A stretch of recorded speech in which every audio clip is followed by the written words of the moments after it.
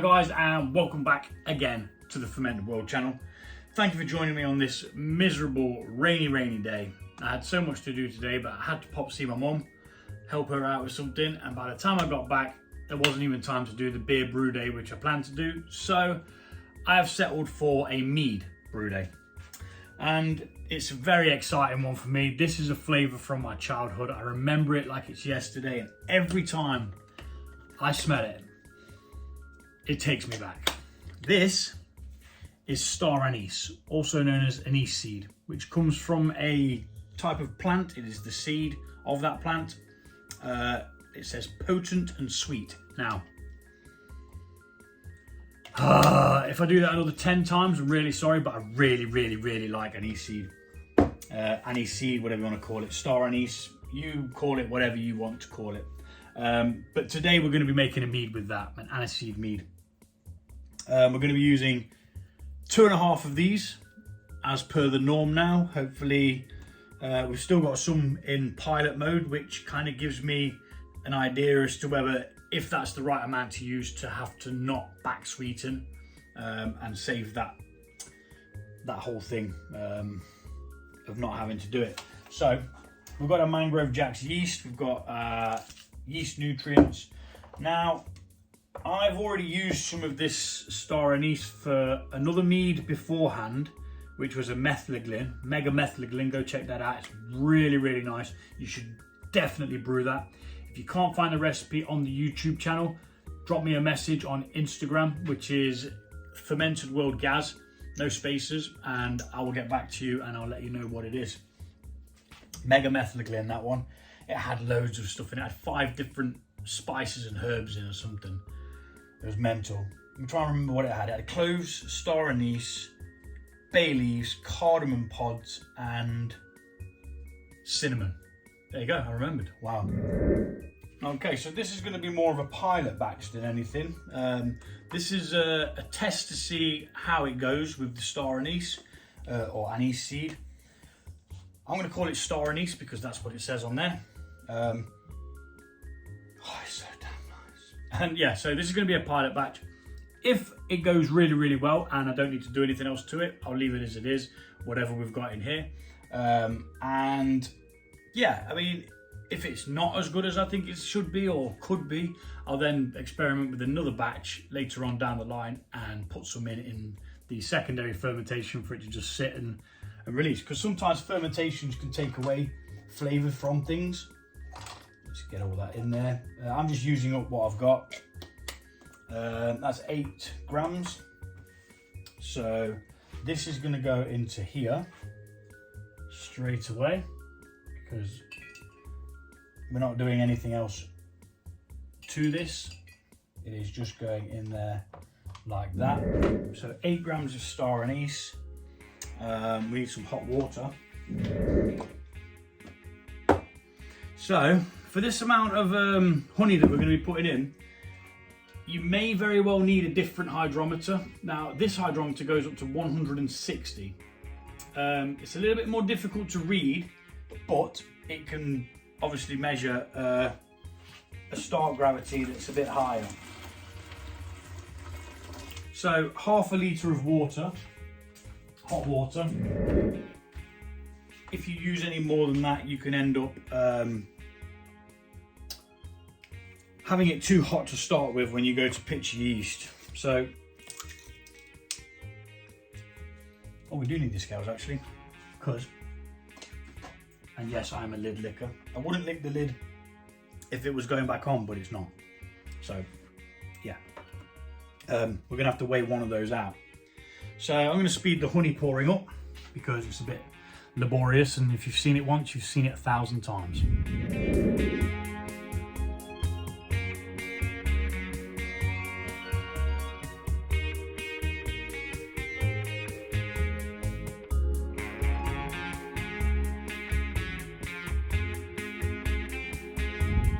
So yeah, that does take quite a while to tip it out, right?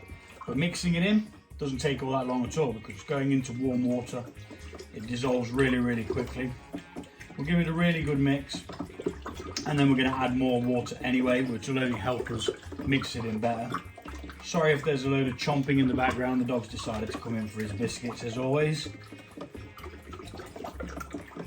When I'm not talking in here, he's out there, he don't give a crap. As soon as I come in here, start talking to you guys, or to my phone for a matter of fact, he pops in, comes in and he's like, yeah, let's have some biscuits. Perfect opportunity to have biscuits. Now, I would have my microphone. I had it last time I was recording, but I ain't got a bloody clue where it's gone. And it's only flipping small, and the receiver is as well. But anyway, that's how quickly we managed to mix that in there, because we had that hot water in. Now we're going to add some cold water, but only up to the 400 ml mark at the moment, because we've got a cup of tea to put in afterwards, and we want to make sure that we're not adding too much volume to it, so that it's got room at the top to fizz and whizzle and pop and do whatever else it does. I'm going to go fill this up to the 4 litre mark.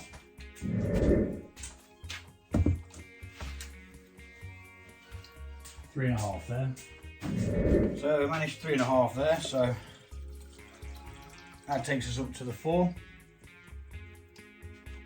Bit of aqua never hurt anybody. Move that, that's empty. So mix, mix.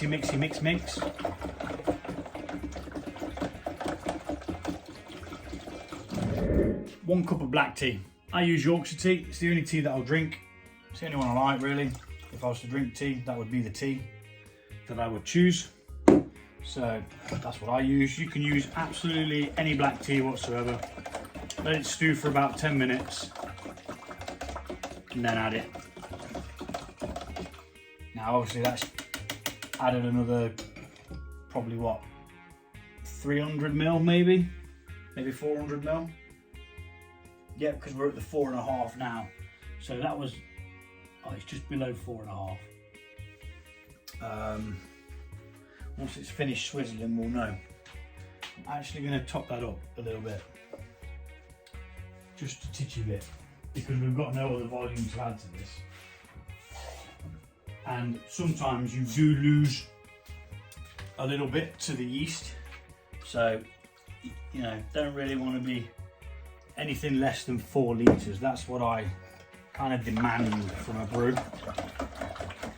So a quick look at what we are on heat wise. So we're at 26, which is in pitching distance.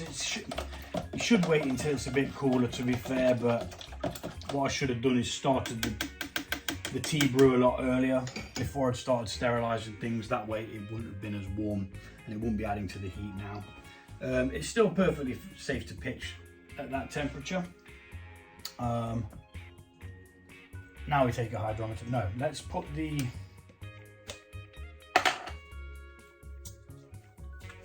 yeast nutrients in. We're going to add the yeast nutrients now. The reason why we do this is because honey doesn't have a great deal of nutrients in itself. So it just helps the yeast get an active grip on things and start quicker, finish quicker, just generally do everything quicker and better, more efficiently. Some people don't use them, and if you don't use them, you tend to have to wait a long time for your mead to mature. I started using them when I did start doing this, making mead, and yeah, it was just the way that I learned how to do it. So now we're going to take a hydrometer reading. Now everything's in there, apart from the star anise, which is in there. And we're going to take a hydrometer reading to see what we've got, see what we're starting at. It should be around the 120 mark for the amount of honey that's in there. But you never know until you know, you know?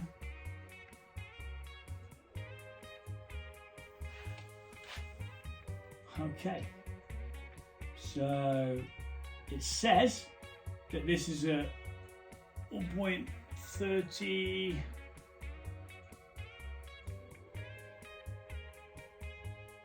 it's a bit more difficult to read this one, 32 Now where's that bloody bug? Always make notes as and when you go.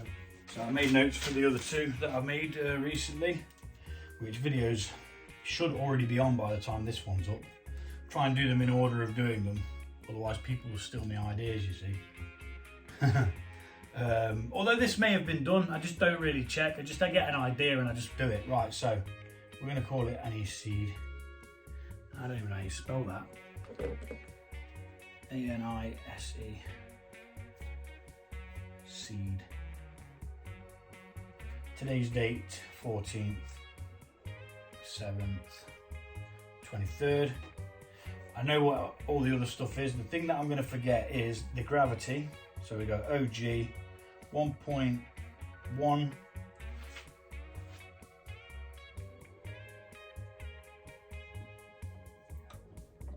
It's giving a different reading now. It says it's 3.4.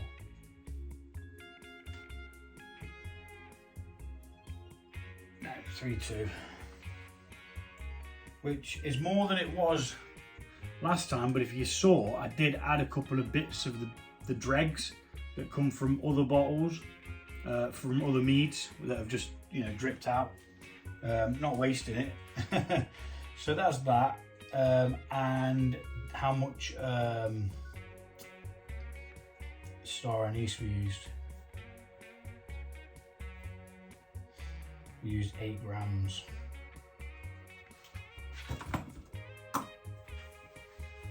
Okie dokie, artichoke. That goes back in there.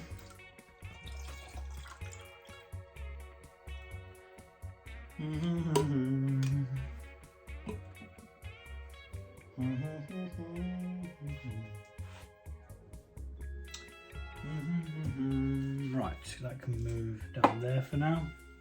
So the next step is simple enough. We're going to put it into this with the star anise, which I'm going to speed up because it's just a bit boring, pouring something into something.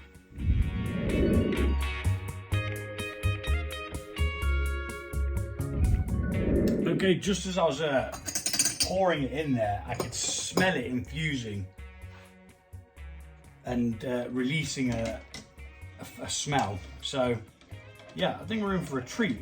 Now, that sort of smells a bit like licorice. I'm not sure whether licorice has got this in. But anyway, that's what it smells like to me. If you do this, let me know what you think it smells like. I'm all ears. Right. A dry funnel. You don't need to use a funnel for this bit. I just find it easier. And I say a dry funnel, but that's wet. On the draining board, we might get away with it. We might. So half a packet of yeast, simply because you don't need a full packet. This whole packet can do 23 litres of mead. 23 litres, imagine that. That's a big bucket. I've actually got a 23 litre bucket, which I used to brew beer in, but I don't anymore. Not in that size. I do them in a smaller one now. One of these, which is a 11, well, it's a 12 litre actually. It's probably actually a 15 litre bucket, but we go for a 11.5 to 12 badge. Right, that can go over there. And then we're just going to mix that yeast in. Try and knock all this yeast off the side walls here as well. It's not going to do any good there. It's all on this bloody swizzle stick as well.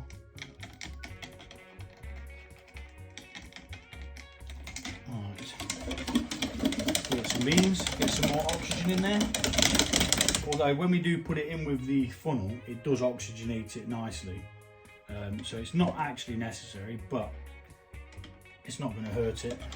A bit more oxygen to start with. And there we have it. That is that set and ready to rock and roll. Whoopsie. And we shall put an airlock on it, and I'll see if I've got a little hat for him. I might not. No, I don't have a little hat for him. Poor bloke. So we're going to use a bottle cap just to stop any flies getting in there. Even if they do get in there, they're going to get caught in this liquid, which is sanitizing liquid. It's going to kill them straight away. And there we have it. We have the Aniseed mead. Aniseed mead. Right. Yeah. Thanks for watching, and we'll be back when we check this bad boy out. I've got high hopes for this, so fingers crossed it's going to be amazing. I'll see you all soon. Take it easy.